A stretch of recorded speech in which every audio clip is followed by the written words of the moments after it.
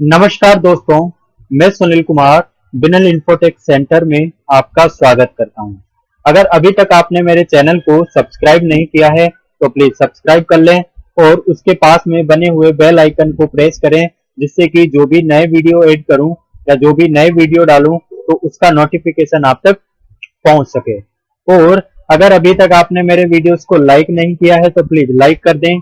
उसके अलावा मेरे वीडियोस को ज्यादा से ज्यादा शेयर करें, जिससे कि ये नॉलेज सब तक पहुंच सके। तो चलिए वीडियो को स्टार्ट करते हैं। आज मैं आपके सामने एक नया वीडियो लेकर आया हूं, जिसके अंदर आपको बताने वाला हूं कि जीएसटी क्या है। जीएसटी की फुल फॉर्म होती है goods and service tax. GST को समझने से पहले अपने को टैक्स के बारे में समझना होगा कि टैक्स क्या होता है। टैक्स एक अनिवार्य शुल्क या वित्तीय शुल्क होता है जो सरकार द्वारा किसी व्यक्ति या संस्था पर राजस्व जुटाने के लिए लगाया जाता है। चाहे वो छोटे व्यापारी हो, चाहे वो बड़े व्यापारी हो, चाहे वो कोई संस्था हो या कोई व्यक्ति हो। गवर्नमेंट क्या करती है, आपसे जो भी आप इनकम करते हैं उस इनकम में से कुछ पैसा आपको गवर्नमेंट को देना होता है, और वो जो आप पैसा गवर्नमेंट को दे रहे हैं वो ही टैक्स कहलाता है। और जमा किए हुए टैक्स की कुल राशि को विभिन्न सार्वजनिक कार्यक्रमों के लिए उपयोग में लाया जाता है।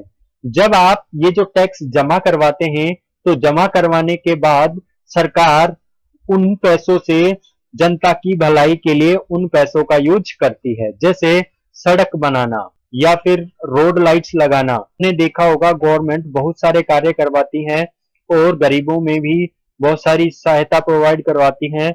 तो ये जो सहायता प्रोवाइड की जा रही है, वो पैसा जो लगाया जा रहा है वो कहाँ से आता है? वो पैसा गवर्नमेंट टैक्स से वसूल कर और वही उसी पैसे को जनता के लिए लगा देती है। अगर कानून के मुताबिक खुद से या गलती से टैक्स भुगतान नहीं करने पर जुर्माना या सजा मिल सकती है। तो चलिए अपन बात करते हैं। टैक्स दो टाइप के होते हैं, एक होता है डायरेक्ट टैक्स और एक होता है इनडायरेक्ट टैक्स। अगर अपन बात करें डायरेक्ट टैक्स की, तो डायरेक्ट टैक्स गवर्नमेंट द्वारा डायरेक्टली वसूला जाता है और इनडायरेक्ट टैक्स गवर्नमेंट द्वारा इनडायरेक्टली तरीके से लिया जाता है। अगर अपन डायरेक्ट टैक्स के अंदर आने वाले टैक्स की बात करें तो सबसे ज्यादा टैक्स जो आता है वो आता है इनकम टैक्स।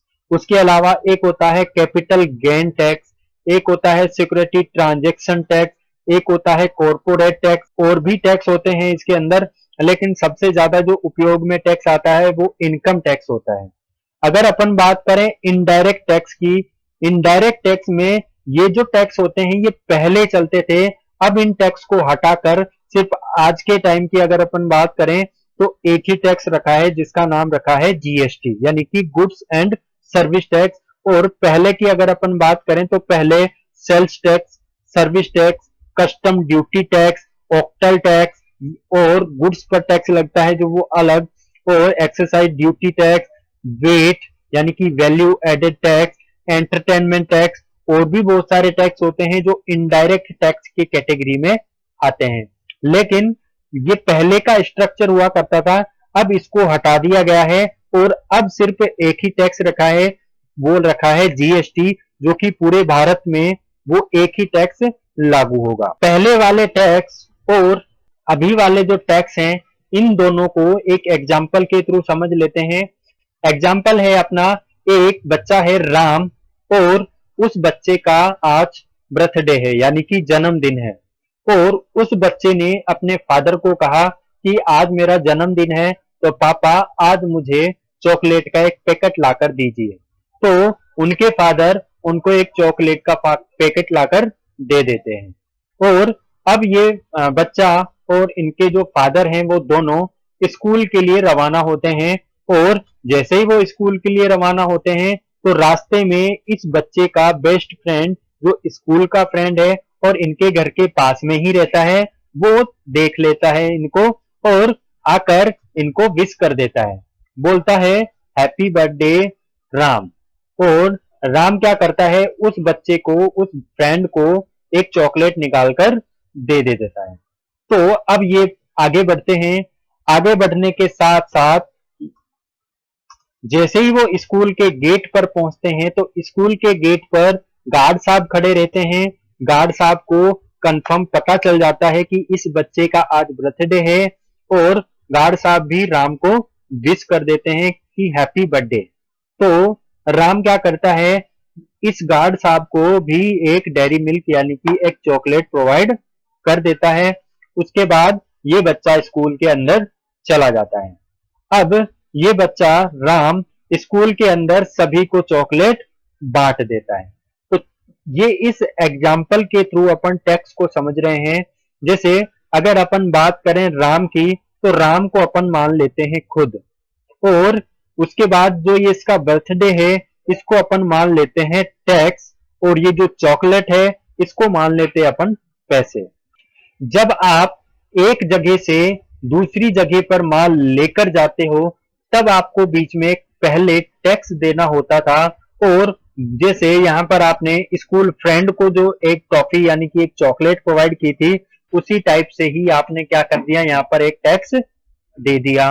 उसके बाद जैसे अपन गार्ड साहब के पास पहुंचे तो गार्ड साहब को भी एक टैक्स देना पड़ा। जैसे पहले अपन टैक्स देते थे एंटरटेनमेंट टैक्स।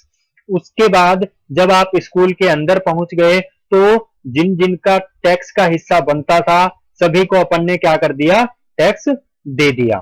तो इस टैक्स से अपने को क्या लॉस हुआ, अपने को इस टैक्स से ये लॉस हुआ कि अपन जो टैक्स दे रहे हैं ये अपने को पता नहीं होता है कि किसको टैक्स देना है या किसको टैक्स नहीं देना है। तो उस कंडीशन में अपना जो टैक्स का अमाउंट है वो ज्यादा चला जाता था, और जो गुड्स या कोई भी वस्तु की वैल्यू थी उस पर बहुत ज्यादा प्रभाव पड़ता था। जैसे पहले 5 रुपए की वस्तु अपन कस्टमर तक पहुंचाने में वो बन जाती थी 10 रुपए की, क्योंकि उसके बीच में अलग अलग टाइप्स के बहुत सारे टैक्स लग जाते थे जिससे कि उस वस्तु पर प्रभाव पड़ता था।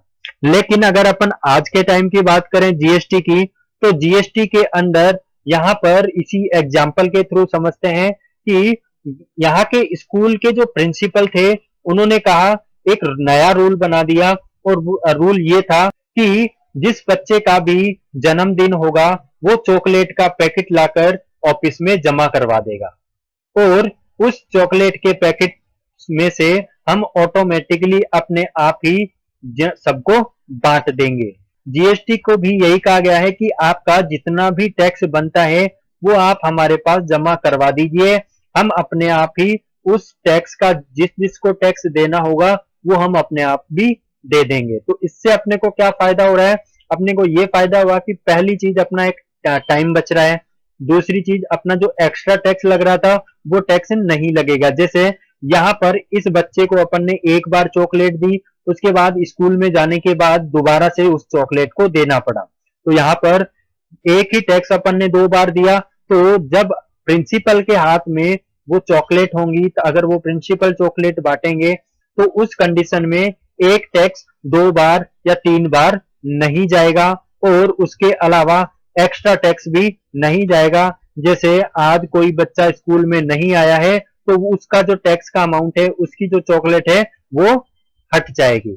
तो इस टाइप से अपन जीएसटी को समझ सकते हैं। जीएसटी की फुल फॉर्म होती है goods and service tax. Hindi में हम इसे वस्तु एवं सेवा कर के नाम से जानते हैं।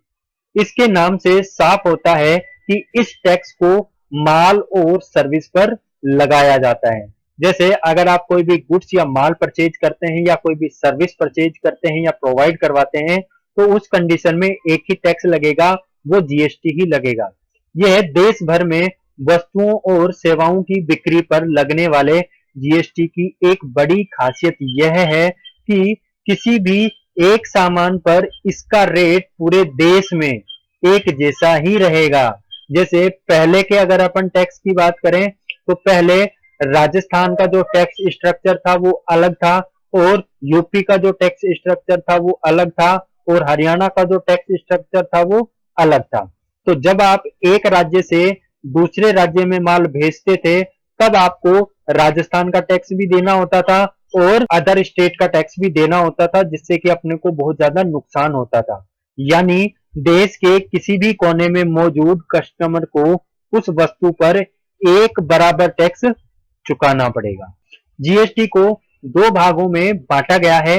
एक बांटा गया है इंटर स्टेट और एक बांटा गया है इंट्रा स्टेट। इंट्रा स्टेट की अगर अपन बात करें तो वो होता है विद इन स्टेट, और इंटर स्टेट की अगर अपन बात करें तो वो होता है आउटसाइड द स्टेट और बिटवीन टू स्टेट।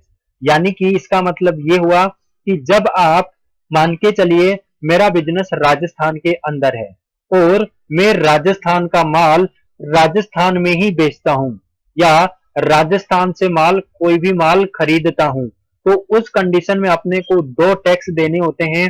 वो होता है सीजीएसटी और एसजीएसटी। सीजीएसटी का मतलब हो गया सेंट्रल और एस का मतलब हो गया स्टेट।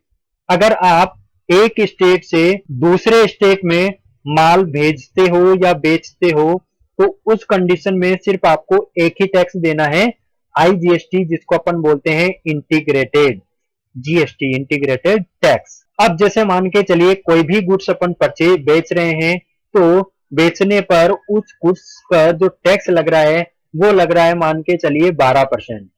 तो जब आप उसी माल को आप राजस्थान के अंदर बेचेंगे तो सीजीएसटी और एसजीएसटी में ऑटोमेटिकली वो डिवाइड हो जाएगा, यानी कि सीजीएसटी 6% और एसजीएसटी 6%। अगर आप उसी माल को राजस्थान के बाहर बेच रहे हैं तो उस कंडीशन में सिर्फ एक ही टैक्स लगेगा, आईजीएसटी, वो लगेगा 12%। तो आशा करता हूं आज का जो ये जीएसटी का टॉपिक है पूरा समझ में आया होगा।